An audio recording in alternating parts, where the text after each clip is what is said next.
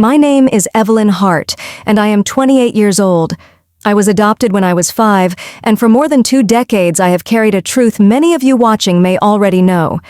The deepest scars are not carved by strangers, but by the hands of those who should have loved us most. That truth came to life one unforgettable night inside Belmont's, one of Seattle's most exclusive restaurants. The chandeliers glowed golden, the polished silver shimmered, and the table was set to honor my sister Victoria's latest success. I walked toward the table with a fragile hope that maybe tonight I would be treated like family. But before I could sit, Victoria's voice rang sharp enough to hush the room. "Go find another table. This one's for family, not for adopted girls." The words sliced me open, and then came the laughter. My parents, my brother Kenneth, even Victoria's husband, all joined in, as if her cruelty were comedy. Heads turned from nearby tables, strangers watching me stand there stripped of dignity. My father's voice landed cold and final. "Sit down, Evelyn. You're making a scene." So I sat, silent, shrinking, though inside I burned. And maybe some of you know this feeling, the way silence can wound deeper than words, the way those who should have defended you look away. If you've carried a moment like that, you understand why I tell this story. And if it stirs something in you, I hope you'll stay with me. Perhaps even show your support by liking and subscribing, not for numbers, but so that stories like these remind us none of us are alone. The evening went on as if nothing had happened. Victoria boasted about her new Mercedes, Kenneth about his promotion, my parents glowing with pride. When I quietly shared my own small victory, a $50,000 contract for my design business, my mother brushed me aside. "That's nice, dear. Kenneth, tell us more about your bonus." And then came the cruelest blow. The waiter placed the leather folder in front of me. I opened it, and the numbers blurred. $4,580. Victoria leaned in, her smile sharp as glass. "Oh, didn't we mention? You're paying tonight. Consider it your contribution." That night, beneath the glow of chandeliers, I realized again what I had always been to them. Not a daughter, not a sister, but an outsider to mock, then hand the bill to. When I think back on my life, that dinner at Belmont's wasn't a sudden betrayal. It was simply the most public one. The truth is, I had been living in the shadows of betrayal for as long as I can remember. I was 5 years old when I was brought into the Hart family. I still remember the smell of my new bedroom, faintly of lavender and old wood. To a child who had lost everything, it felt like hope. But even at that age, I could sense something unspoken. I was welcome in their house, but not in their hearts. Growing up, my sister Victoria was the star. She had the largest bedroom, the newest clothes, the kind of praise that made her shine even when she did nothing remarkable. If she drew a picture, it was framed on the wall. If I brought home straight A's, my mother would say, "Well, that's expected, isn't it?" As though achievement was the only way I could justify my place. Kenneth, my older brother, was quieter than Victoria, but no less distant. He lived in a world of sports, popularity, and later, financial success. Sometimes, when no one was looking, he would give me a small nod or a half smile, as if to say he knew I existed, but he never defended me. He was the type of person who didn't enjoy cruelty but benefited from it by keeping silent. And then there were my parents. Gregory, my father, was a man who measured worth in results and appearances. He loved order, control, and obedience. He never missed a chance to remind me that I had been taken in, as though my very existence in his household was a debt I could never repay. Patricia, my mother, was softer in tone but sharper in words. Her dismissive smiles cut deeper than outright scolding. She had perfected the art of wounding with politeness, the kind that made outsiders believe she was kind while I knew the truth. Her kindness was always selective. Birthdays were the clearest evidence of where I stood. Victoria's birthdays were grand affairs, cakes taller than me, entire living rooms filled with balloons. Mine? There were times it passed without mention. Once, when I turned 14, Patricia smiled and said, "Oh, is that today?" and then turned back to her conversation with Victoria about college tours. Even small daily moments carried the weight of difference. At school, Victoria wore designer dresses. My wardrobe was hand-me-downs. Kenneth received a new car on his 16th birthday. I was told I was lucky to borrow my mother's old sedan with the warning, "Don't get too comfortable. It's not really yours." When I asked for help with tuition, hoping to transfer from community college to a better university, they laughed. "Be realistic, Evelyn," my father said. "We've already given you enough." Yet months later, they proudly announced that they had paid for Victoria's private education in full. Looking back, I realize what that was. The first betrayal. Not in a single act, but in 1,000 small choices that built a wall between me and them. I wasn't just left out. I was deliberately reminded that I didn't belong. There were moments when I tried to win them over. I remember bringing home awards, scholarships, certificates, placing them gently on the kitchen counter, waiting for someone to notice. At best, I got a passing glance. At worst, I was told, "Don't brag. It's not becoming." Meanwhile, Victoria could come home late from a party, reeking of alcohol, and my parents would say, "She's young, let her enjoy herself."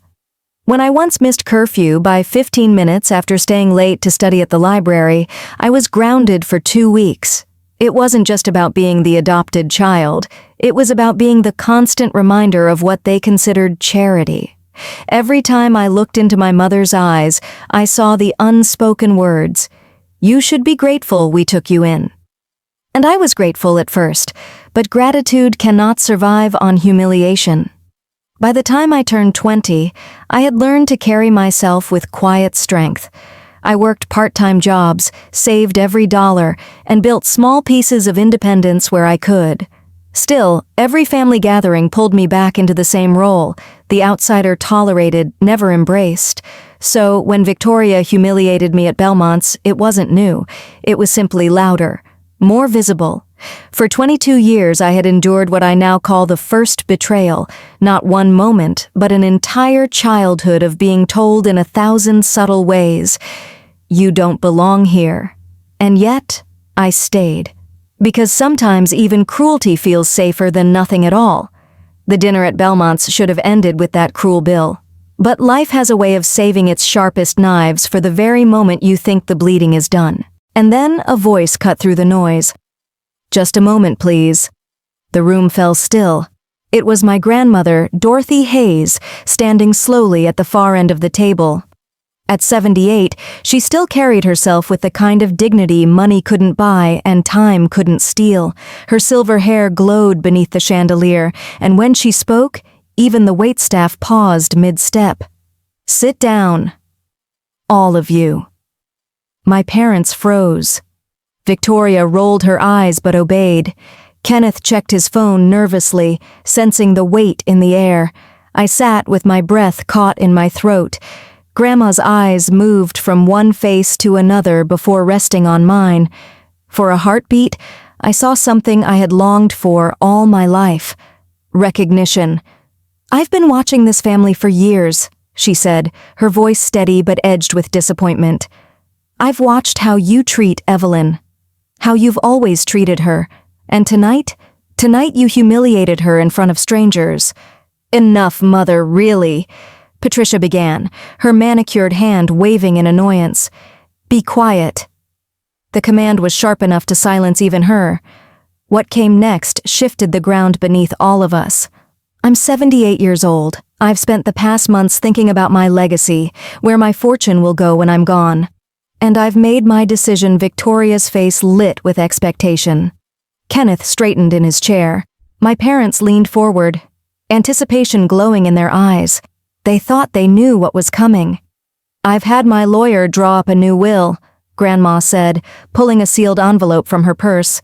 "Signed and notarized yesterday. My entire estate, every dollar, every property, every investment, it will go to Evelyn." The table erupted. "What?" Victoria shot to her feet, her voice shrill. "You can't be serious!" "This is absurd," Kenneth snapped, his jaw tight. "Mother, think about what you're saying," my father pleaded. "Billions of dollars, handed to her?" She isn't even real family, Patricia spat before she could stop herself. The words hit like a blow, but Grandma's reply came harder. Evelyn is more family than any of you will ever be. She's worked for everything she has. She's shown resilience, character, and kindness while you've given her nothing but cruelty. I sat frozen, unable to breathe, unable to process what I was hearing. My grandmother, the only one who had ever made me feel seen, was giving me everything. But she wasn't finished. She turned, her gaze locking on my parents. And since we are speaking of truth, perhaps it's time Evelyn knows the rest. Patricia shifted uncomfortably. Gregory paled. When Evelyn was adopted, Grandma continued, her birth parents left behind a trust, $750,000, to ensure she would be cared for. That money was transferred to you, Patricia and Gregory. It was meant for Evelyn's food, her clothing, her education, her future. My heart stopped. I whispered, "What money?" Grandma's voice softened, but her words cut sharper than any blade. They spent it. On vacations, on Victoria's private school, on Kenneth's college tuition, every penny of it. The room tilted. I gripped the edge of the table, my knuckles white. $750,000, money meant for me, for my future, stolen and used to elevate the very people who mocked me. That's not true, Patricia snapped, but her voice cracked. I have the documents, Grandma said coldly. Bank statements, transfer records, all of it. Tears blurred my vision. Memories I had buried came rushing back, wearing second-hand clothes while Victoria twirled in designer dresses, working part-time jobs to cover community college while Kenneth drove a brand new car. Begging for help and being told, "We've already given you enough." It wasn't neglect alone, it was theft. It was betrayal layered upon betrayal. The first betrayal had been their rejection, the constant reminder that I didn't belong. But this was the second, the double betrayal. They hadn't just withheld love, they had stolen the very resources my parents, my real parents, had left to protect me. I felt a sob rise in my throat, but I swallowed it. I wouldn't cry in front of them. Not tonight. Grandma's hand came to rest on my shoulder, steady and warm. Evelyn, you need to know the truth. They didn't just fail you emotionally. They profited from your pain. The silence that followed was heavy, suffocating. My parents stared down at the table, unable to meet my eyes. Victoria's face flushed red with rage.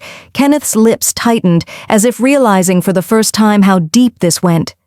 And me? I sat in a storm of emotions.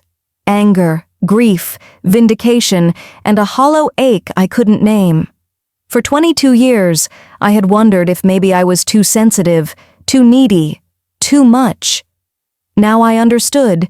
It was never me. It was them. The double betrayal had been laid bare, and for the first time in my life, I wasn't just the outsider, I was the heir. The night at Bellman's ended in chaos, but the storm that followed was far worse. My family, those who had mocked me, stolen from me, and dismissed me, decided to fight, not with apology, but with power. Within days, attorneys were contacted, papers were filed.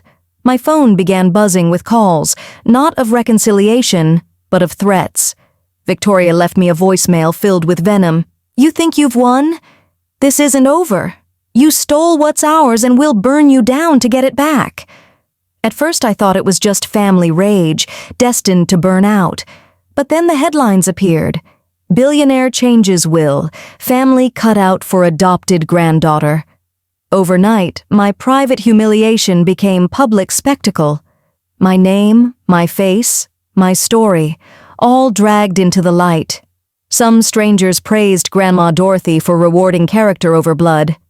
Others branded me a manipulative opportunist, gold digger, user, ungrateful child. Each word stung, though I tried not to let it show. Victoria, predictably, was the loudest. She appeared on talk shows, her face painted with righteous fury, claiming I had manipulated an elderly woman in her final years. She spoke of family bonds and betrayal, tears glistening on cue. But her anger slipped through the cracks, her voice trembling when pressed about the stolen trust fund. Kenneth took a different path. He styled himself as the peacemaker, going on local radio to say, "I think mistakes were made on both sides." Evelyn was treated differently, yes, but cutting the family out completely? That's too extreme. His tone was calm, measured, almost reasonable, until a journalist asked if he knew about the $750,000 that had vanished. His composure faltered just for a moment. The mask slipped and people noticed. But it was my parents who stunned me most. Gregory and Patricia hired a polished PR firm. They sat for an interview in their carefully lit living room, dressed in muted tones, voices trembling as they spoke of heartbreak. "We loved Evelyn like our own," my father said, his voice cracking. "We gave her a home, food, stability. We weren't perfect, what parent is, but to be accused of theft, to be painted as monsters? It's destroying us." Patricia dabbed at her eyes with a tissue. "I just wanted her to feel loved." Maybe I was too hard on her.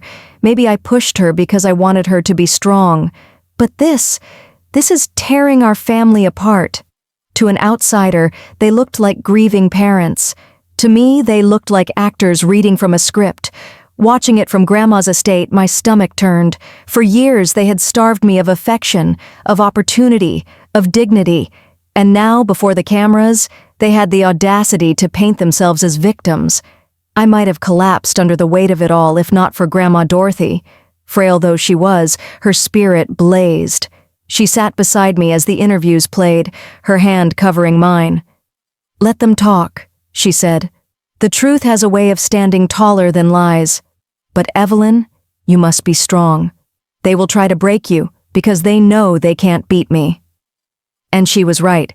The legal battle that followed was relentless. My parents' lawyers argued that Grandma was of unsound mind, manipulated in her illness. They called me an interloper, a schemer, a girl who had played the long game for fortune. Every accusation was a knife twisting deeper. But Walter, Grandma's attorney, had prepared. Medical evaluations proved her clarity.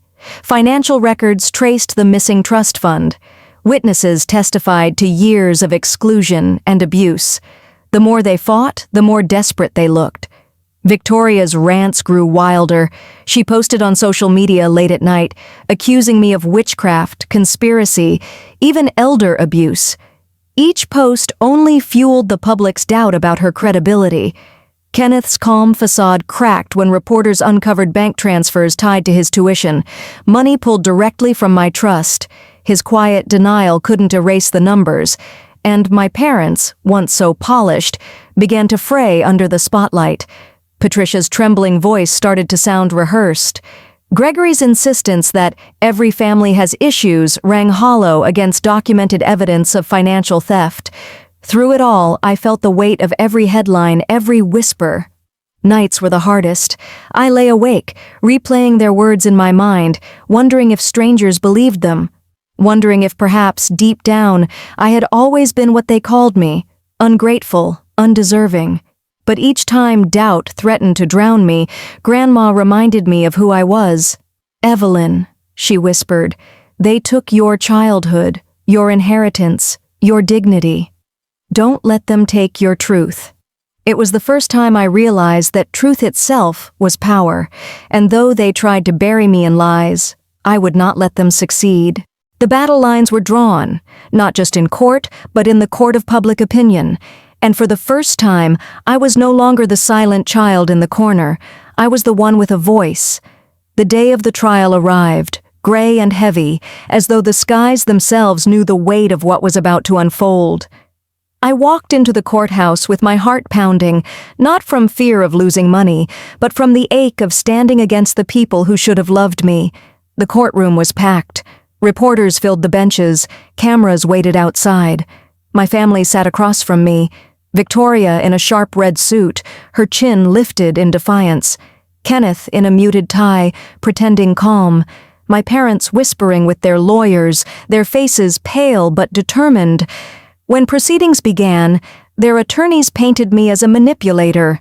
They said I had taken advantage of an old woman's failing mind, whispering poison until she signed her fortune away. Patricia even shed tears on the stand, saying, "All I ever wanted was to raise Evelyn as my own, and now she destroys us." The words might have swayed a stranger, but then came the evidence. Walter, Grandma's attorney, rose calmly, his voice steady as he presented bank statements. Withdrawals, transfers, tuition payments, luxury expenses, all traced back to the $750,000 trust meant for me. The courtroom grew still. Patricia's eyes darted, Gregory shifted in his seat. For the first time, the mask of dignity slipped. Then came testimony from family friends, neighbors, even a former nanny. One by one, they told the same story, how I was overlooked, dismissed, excluded, how birthdays were forgotten, achievements ignored, how cruelty was hidden behind polished smiles. And then the screen flickered to life. A video captured just weeks earlier of Victoria in a drunken rant at a party. Her words were slurred but unmistakable. "Evelyn? She's nothing.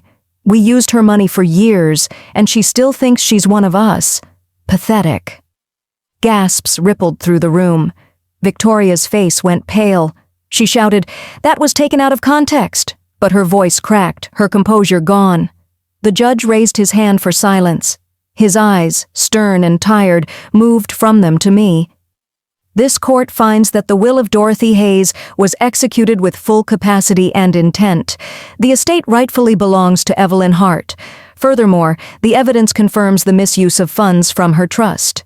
Gregory and Patricia Hart are ordered to repay damages totaling $2.3 million," the gavel struck.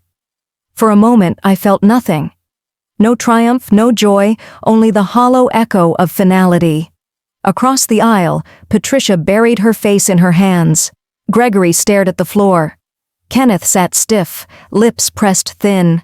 Victoria exploded, shouting curses until bailiffs escorted her out, her heels striking against the tile like the drumbeat of defeat. I stood there, trembling. Justice had been served, yet it did not feel like victory. How could it? Winning in court did not erase the years of longing for love that never came. It did not give me back birthdays lost, or the trust of parents I never truly had. As I stepped outside into the waiting cameras and flashing lights, I realized this. The court had given me truth, but healing, that would be another battle altogether. The trial ended, but the story did not. For a brief time, it seemed as though the noise would never quiet. Reporters lingered, old friends resurfaced, strangers sent letters both of praise and condemnation. Through it all, I stayed close to the one person who had never wavered, my grandmother, Dorothy Hayes. Her health, already fragile, declined swiftly after the trial. Some said it was the strain of the fight, but I think she had been holding on just long enough to see justice done. One quiet afternoon, she asked me to sit by her bedside. Her voice was faint, yet every word carved itself into my heart. "Evelyn," she whispered, "blood is not what makes a family. Character is, love is. Don't let bitterness define you. Use what you've been given not to punish, but to heal. That will be my legacy. And yours." She passed away 2 weeks later. The world lost a formidable woman. I lost the only true anchor I had ever known. But her words lived in me like a seed waiting to grow. With the estate now in my name, I could have shut the gates, drowned myself in luxury and forgotten the world. Instead, I chose something else. I established the Hart Foundation, a trust for children in foster care and adoption systems, children like me, who too often carried invisible scars. The first grants provided scholarships, safe housing, and counseling services. Standing at the ribbon-cutting ceremony, I looked at the children's faces, wide-eyed, uncertain, yet hungry for hope. I thought of myself at 5 years old, clutching a small suitcase, walking into a house where love would never live. And in that moment, I knew. I was giving them what I had once been denied. As for my old family, the weight of their choices crushed them slowly. My parents sold their house to cover legal debts, their social circle shrinking as neighbors whispered. Kenneth divorced, his career in finance marred by scandal. And Victoria, so fiery, so certain of her entitlement, slipped into obscurity, her name now tied more to infamy than success. I do not rejoice in their downfall. For a time, I thought victory meant watching them suffer. But true victory is quieter. It is standing tall when they expected you to crumble. It is turning wounds into wisdom, scars into compassion. Now, when I walk through the halls of the foundation, I sometimes hear echoes of the past, laughter that once mocked me, voices that once dismissed me. But those echoes no longer hurt.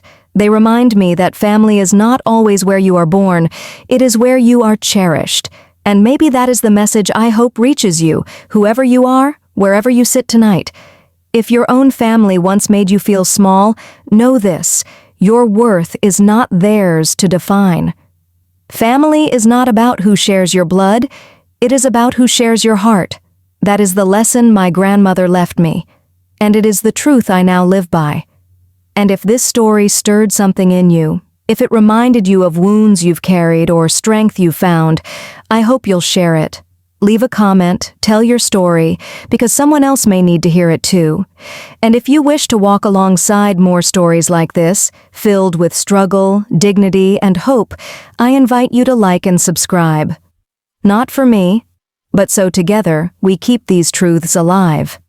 Because in the end, none of us should ever feel alone in learning what family truly means.